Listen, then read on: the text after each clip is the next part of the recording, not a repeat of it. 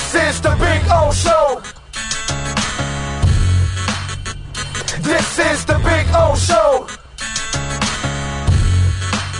All right. And Rheaume, by the way, sir, thank you as always for the support on the program. Thank you, sir.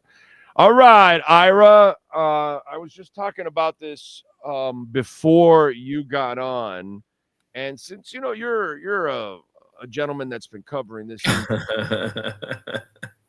and you've been covering all different iterations of the Miami Heat, and especially everything that Pat Riley has done from day one. Explain to me, what is the Heat's plan? I'll be glad to. And for this reason. Free agency doesn't start at the start. Trade season doesn't start at the starting gate. So I understand the consternation of Orlando Alzugaray and others out there on the Webiverse. Right now, if you were to ask me what the hell are the Heat doing, I can honestly say I have no freaking idea. Because right now, you cannot take a team that finished 37-45, that had the worst all-time playoff blowout margin of loss in history, and in any way, shape, or form say to yourself, you know what? Let's run this sucker back. So to say that this is the end game is to say that Pat Riley and Andy Ellisberg and Adam Simon and the Arisons and everyone are a bunch of buffoons. I don't think they are. Oh. We all agree they are not. So what I would say to this is, and no matter what happens, maybe they are a little lost right now. They are kind of. But we don't even know that, Big O, and I'll tell you why. I'll tell you this: the last couple of years, they're a rudderless ship because they really don't know what they're doing. Once they acquired Butler, they couldn't finish the project. They couldn't find the other star. The Lowry thing was a complete mess. But they tried, and the Lowry thing was good for 2 years and not 3. But they tried, but it was half-assed because you didn't really have a real plan in place. Unlike, let's say, 2008, when you had a real plan in place. Okay, we're going to, open up the cap space, and we're going to plan for 2010 and go balls out there. And you had a plan in place, and you set yourself up. The last couple of years, you're just kind of trying to put lipstick on a pig. But there was also an ongoing here, a little. It's just little repairs there. Just say let's plug the dike here. Oh, another hole there. There's no plan. There's no real direction the last couple of years. You really don't know what to do. You don't know the end game until the end game. So what, again, I'm saying if there is a trade and you and I are here in our accurate Pembroke Pines report next week, a week from there, in one of our instant have to do a show right now, which I hope we do because it'll mean something happens, you have to wait to see how this plays out. You've got to remember, in warfare, one of the most dangerous aspects is sabotage, where even the great armies of all time can be sabotaged. So the Jimmy Butler situation was like nothing that any other team has dealt with. Even LeBron James, when he sabotaged the Miami Heat, did it in the offseason. He had them, you know what? I like Shabazz Napier. Boom, we're going to draft Shabazz Napier. Worse than that is he waited to give him the decision until after the moratorium, which that's what I was going to say. I was going to continue. We need to get better. We'll give you Josh McRoberts. We'll go ahead. We'll give you Danny Granger. Now, they might not have been the right moves, but at least the sabotage came in the offseason. Big O, big hockey fan yourself. Follow the Panthers, big fan. What if Sergei Bobrovsky wanted out and sabotage the Panthers by saying, I'm just going to stop some of the pucks because I'm really not into this. Season goes to the crapper. So this was a unique situation. This would be like one of Mickey Arison's cruise ship captains saying, you know what? I'm getting off on the dinghy. Guide the damn thing yourself. It's just sort of unprecedented. So what I'm saying right now is I agree with Heat Nation. This is one of the hardest things for me to say. I agree with Orlando Alzugaray. Right now, the Heat look like there is nothing set plan in place, look like very much the 10th place team they were at the end of last year. But I just have more confidence and faith that they cannot look themselves in the mirror and say, this is good enough. Because you know what? Atlanta got better. They got Kristaps Porzingis. Charlotte got better. For nothing, they got Colin Sexton. Orlando got better. They got Desmond Bane. So if the Heat are just going to be rudderless and running in place on the treadmill, they're going to fall further behind. And they have to know that. There has to be a plan B. The one thing Orlando Alzugaray knows and our listener know, the Heat keep things very close to the vest. A lot of times, when do we find out? When it happens. So all I'm saying is this. I damn well better not be coming back next week and the week after when I'm in Vegas and saying, well, Big O, so far nothing, but something still could happen. Because the one thing you know, the league keeps evolving and revolving and other things happen and players come off the market. If the Heat wanted Porzingis, too late. If they wanted Drew Holiday, too late. They wanted Kevin Durant, too short, not enough there. They damn well better have a plan B, C, D, E, F, and G all the way out to Z until they do something. Because you cannot run back 37 and 45, playoff destroyed, and literally, Big O, the players who walked off the court for the final time this season with their heads hung low and say, guys, hey, let's run this back again. Let's do 2.0. Because Big O, would even the players buy it at that point? Yeah, no, it's crazy. This is what I've also been trying to tell, like Dolphin Nation. Like some people tell me, well, they had to take a step back and not spend a lot of money, and then maybe next year they'll get back on track. And I'm going, so then you're telling me they're going to tell you, yeah, we're going to take a step back with Mike McDaniel to then come back with Mike McDaniel again next year? No, that makes no sense either. You know what I'm saying? So this doesn't make sense to me. And so when I look at here, help me out with this. I love the Davion Mitchell signing. It's 2 years. It's harmless. He fits the culture. It's what you need. You need to have these kind of players in your system to at least, kind of set the example and the tempo of how you're going to be and what kind of an identity you have. So I understand that. But then I see when Duncan opts out, dude, I'm popping bottles. I'm sure, yeah. But then I'm hearing, oh, no, but we might negotiate to bring him back on a multi-year. I'm like, no. This is all a failure. I don't want to see any of these people anymore. Get away from Duncan. Get away from Wiggins. I'd get away from Bam and Tyler, too. I'd get as many picks and try to, turn this thing around the other way. And because to me, that's a plan. That's exciting. That gives me hope. This gives me no hope because I know what you are already. You know what I'm saying? So I know what Duncan is. I don't want Duncan back. Now, Chang put out there, I don't know if it's true or not.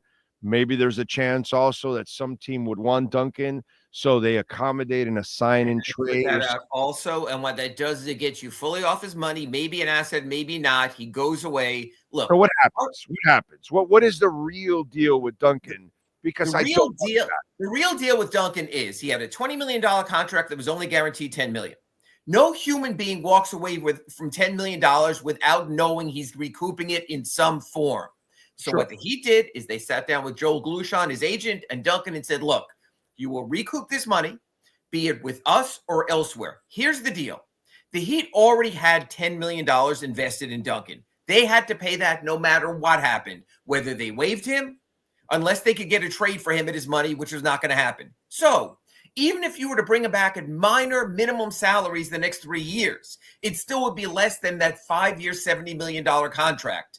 What this shows is the Heat in the moment are still willing to work creatively to get better. Big O, that's all I ask. Continue to be the creative team you were, like when you got Jimmy Butler in the void of cap space, when you were able to support the big three in the void of cap space. Andy Ellisberg is still wonderfully creative. Adam Simon is still a wonderful scout when it comes to young prospects. But where I disagree with you and some others in the blow it up thing is, even if you're remodeling and redoing or flipping your house, you have to have a foundation. You still have to have your foundational pieces. You want to get rid of Bam and Tyler? I prefer, if you have to, just one of them. I want foundational pieces. Is Kel'el Ware a foundational piece? Is Nikola Jovic a foundational piece? Is the player they got in the first round of the draft from Illinois a foundational piece? So what I think is going on right now at 601 Biscayne Boulevard is this. They have a board there with two sides. On side A is, these is who we're going to build around going forward. And on side B is these are the players we have to move to make it happen. Because they have to move someone to make it happen. They have to move the earth to get back out from where they were. Because not only were they bad last year, they were largely unwatchable. Ooh, are he going to win 98-96 tonight? Can't wait to see that. So they have to create a little bit more buzz. And if they are not in there right now trying to create buzz, then I think they're failing their constituency. Okay. All right. But see, that's where I differ. Okay. Because I think buzz for me is a complete reset. Bringing back Bam or Tyler. See, you say they're foundational pieces. I've already found out who they are. I don't want any of these pieces to be my foundation. Now, as for all the youngins, I don't know enough about them. They don't cost anything anyway. So I want to keep all my youngins here and let Ware and all. Give these guys a shit ton of playing time. Let them learn the hard way in this league and let them go and we'll find out who they are. But I think you're better. You keep hanging on to all of this. You hung on to Butler too long. You couldn't get off of him when you could have gotten a whole bunch of picks. And it ain't hindsight on this show. But it's all this stuff that goes on. Hell, Duncan, you could have traded him 2 years ago and probably would have gotten some value for him. Not sure about that with the number on his contract, but okay. Yeah, well, no, but at that moment, he was actually playing pretty well. It was a little bit more of a well-rounded game. You might have gotten something in return from a team that needed a shooter at that moment or something when he was playing well. Now Bam and Tyler are guys that you could have gotten something here at the trading deadline. And then you had the second half and the player come out and say, whoa, all we have to do is attack Tyler and we'll get points. And now you risk also him getting injured again, which would hurt his value again and trying to unload him. To me, the Heat are losing opportunities on all of this and getting off these players and picking up, pieces along the way to rebuild. That to me would be the exciting part. What you're doing now, Ira, there's nothing that's going to take you anywhere now anymore. And I understand that, Big O. But here's just a point just to bring out, and please, super chatters, help us, even if you have to pay Big O. Here's my point. Mikal Bridges was acquired for 5 first-round draft choices. Yeah, I know. Desmond Bane was acquired for 3 first-round draft choices. So what I'm saying is this. If you trade your players for picks, keep in mind what it might take just to get back an equivalency. Look, can Tyler Hero defend? Yeah, probably not pretty well. I agree with that, and he was attacked. But this is an offensive league, and you have to score on this team. And there's not a single player on this team basically last season who could score except for Tyler Hero. I'm not giving up that offense after I first found it. Bam, hey, you give me a quality piece in return, I'm more likely. Stay healthy? You're basing it on 1 year that the kid stayed healthy. And I'm basing it on holding off on an extension, taking my chances, asking him to back it up, just like Pat Riley asked him to do it the first time. After 2 seasons, I would feel better. After 2 seasons of keeping up that scoring pace, I would feel better. Then I would do it. When I come to the Heat, whether it's Tyler Hero's extension, God bless him, Nikola Jovic's extension, everything is on hold for this one reason. You're not good enough.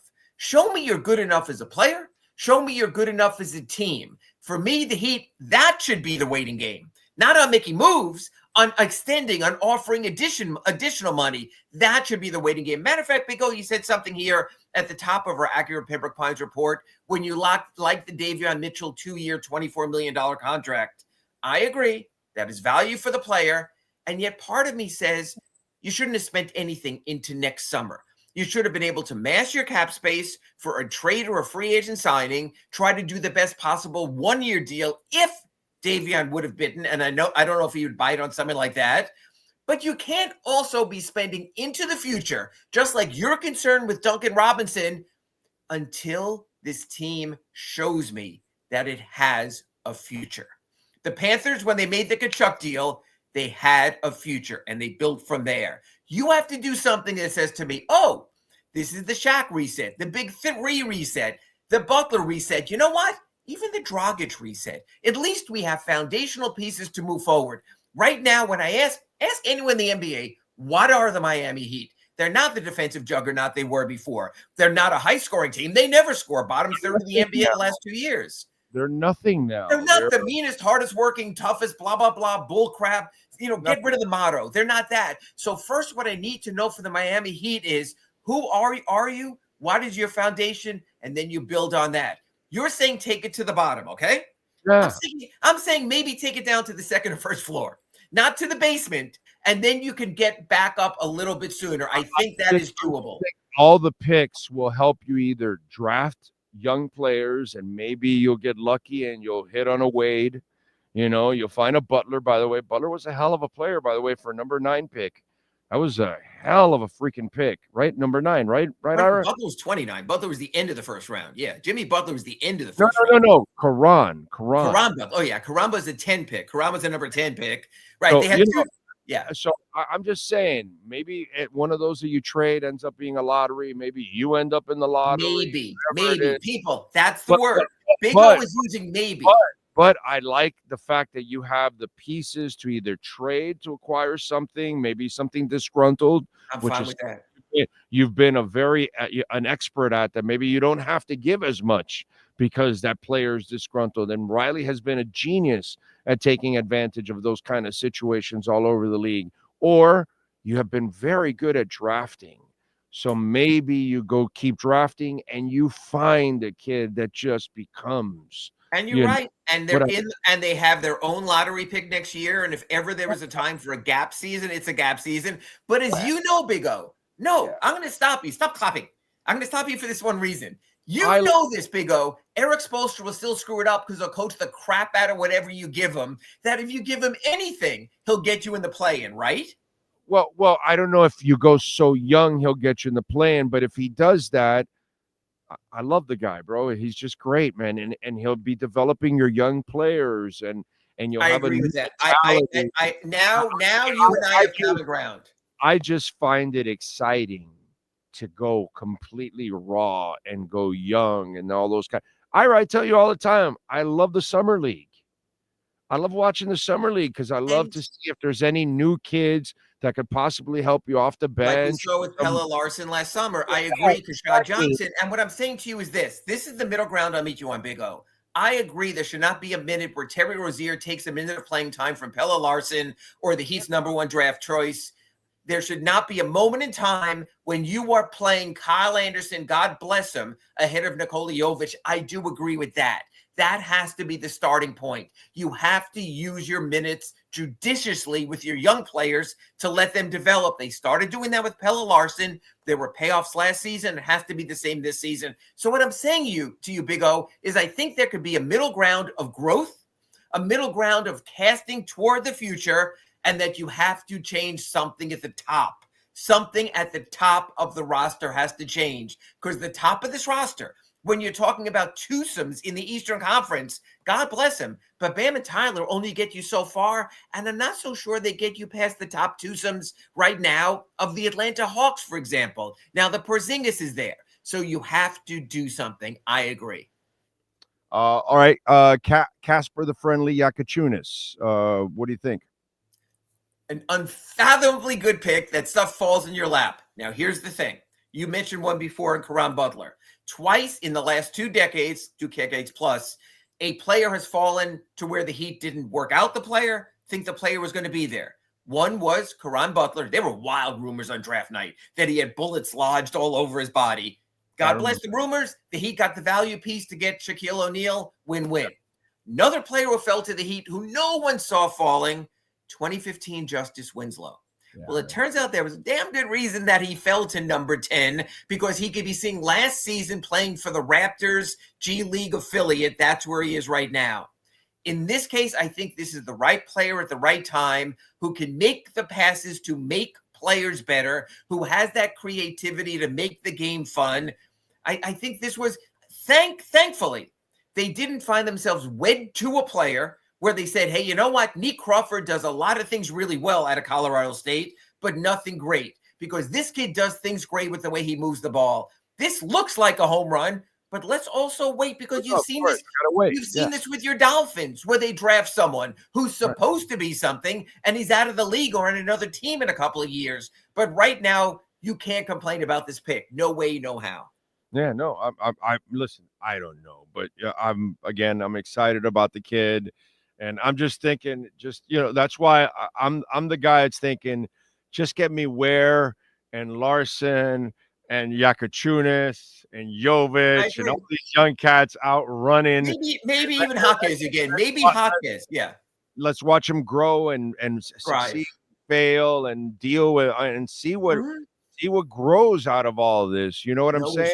No issue with that. I love the point you brought up. I don't want to see a Wiggins playing who's then a progress stopper for all these young guys. And not as much him, but the way Spo went with Kyle Anderson over Jovic and desperate to get a win, the way they kept trying with Terry Rozier to get something out of it when they just couldn't get anything out of it. I think they've moved on from that. It'll require patience that maybe Spoelstra hasn't shown before, but he has the long-term security of knowing he can rebuild it and be here when it is rebuilt. This is not Thibodeau taking his team to the mountaintop and all of a sudden getting crushed by the boulder. This is a team that is giving the coach the patience to say, hey, you might lose a few more games when you close with Jaquez and Jovic and Larson, but don't worry, you're going to be here regardless. That's the difference. All right, let's do a lightning round, three quick ones. Jonathan Kuminga, I don't think he's the answer. I'm not sold at all. And if you give up anything appreciable, and also beyond that, let's say you give up nothing. I'm not so sure I want him clogging my books for the 3 or 4 years at $30 million, especially if you're taking care of Tyler and Bam. I agree. I want nothing with Kuminga. He's a decent player, but he's a guy. He's a guy. He's a Wiggins. Somebody's going to overpay badly for him. Okay, Riley did it to Spo years ago with Whiteside. Okay. He's not going to do it again with DeAndre Ayton, right? Since he's out there now, right? I can't see it. As a matter of fact, I even wrote today in one of my Ask Iras, when you look at the Heat power rotation and what they have now with Bam and with Kalel and with Jovic and still with you have Kevin Love under contract, and who knows, Vlad Golden as a backup center and a huge, massive Zach Edey type body. No, the Heat are set in their power rotation. You don't need that. You don't need any more dog on a team. Big. That's how I'll go big with Golden, a pick that's not going to hurt me, all that. This is going to. No, you don't need any more dog in this team. This team showed too much dog in the bad way of dog last year. I agree. Okay, finally, Malik Beasley. These kids have got to understand what the hell is going on. Everything. We have a digital imprint wherever we go. What's going on with this and maybe sometimes even like Terry, it could be as benign as perhaps a text back to someone, got you covered, brother, just to be friendly. And all of a sudden, we know if the feds want to get you, the feds are going to get you. You got to be careful. That's up to the agents also. That's hopefully they have a support system with the family. I do wonder, does this Beasley thing take us back to Terry Rozier? And this is an awful thing that I know you've seen, Big O, on social media. And does Terry Rozier's contract get wiped off the books because all of a sudden the little investigation becomes a big investigation? So this not only pertains to Malik Beasley and the Detroit Pistons, there might be a Miami Heat angle here also. By the way, did you see the sleuths, how they've gone and I know they have. And there was a game against the Knicks where the series ended, and if you bet the Knicks in the series or the game, the ball goes off Malik Beasley's hand when he could have shot the tying three. And there was another game where he goes crazy scoring at the end of a game against Minnesota to cover the spread. But you know what? That's 2 instances taken out of 400 games he played. Big O, I am sure you can give me any player, and I can show you mistakes or extra plays he made that question the line with, look, Scott Van Pelt every night does his bad beats at the end of his Sports Center. There are bad beats every night in sports. I think that sleuthing is trying to sort of make your truth fit the moment. I wouldn't overstate that. I know, but it's just kind of funny. But it's curious. Okay. It's kind of funny how they started tracking all that stuff and going, hey, this is, because really, he didn't need to score all those points. The game was kind of done at that moment, and it was just kind of get within the 8.5 of the spread, which is kind of Big O. It's like every week when people bet on the over/under on the Winderman segment, we're at 24, you have 26, and all of a sudden there's extra questions about soccer. So you never know. Yeah. By the way, you want to break down that game last night? Anyway. Come on. We saw, first of all, 2 things. We saw the Inter Miami game coming from when they botched the end of that game in their previous game and could have had a much easier and winnable draw in the round of 16. So shame on them for quitting at the end of their previous game. And then last night, watching the Gold Cup with Team USA, Big O, are they going to be ready for the World Cup in a year? I know Pulisic didn't play. I know they're playing around with different goaltenders, but my God, having to go to PKs with Costa Rica, the number 47 team in the world, there's a lot of soccer issues at play right now.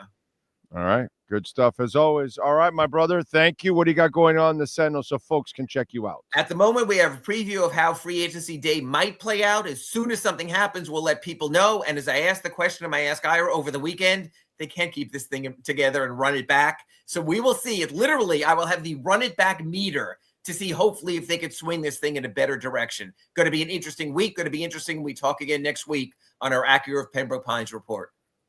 Blow it up, baby. Blow it up. All right, Ira. Ira Heatbeat on Twitter or X or whatever the hell you want to call it. Ira, have a fantastic week. You too, Big O. You got it. And, of course, Acura Pembroke Pines, you got to reach out to our friends at 15601 Pines Boulevard, just off of I-75 in Pines. Tell them that Big O sent you. We were there on Friday. They got an amazing selection going on right now. They've got a fleet of certified pre-owned vehicles. You got to check them out, too. They've got the 17th anniversary sale going on right now. You can get the Integra $339 a month, 3.9% financing for 60 months. The ZDX getting electrified, baby, $439 a month, 0% financing for 72 months. And the RDX, $419 a month, 4.9% financing for 60 months. Visit our friends at Acura Pembroke Pines and tell them that Big O sent you.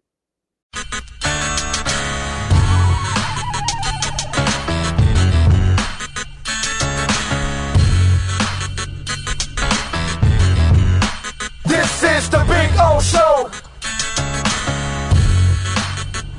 This is the Big O Show.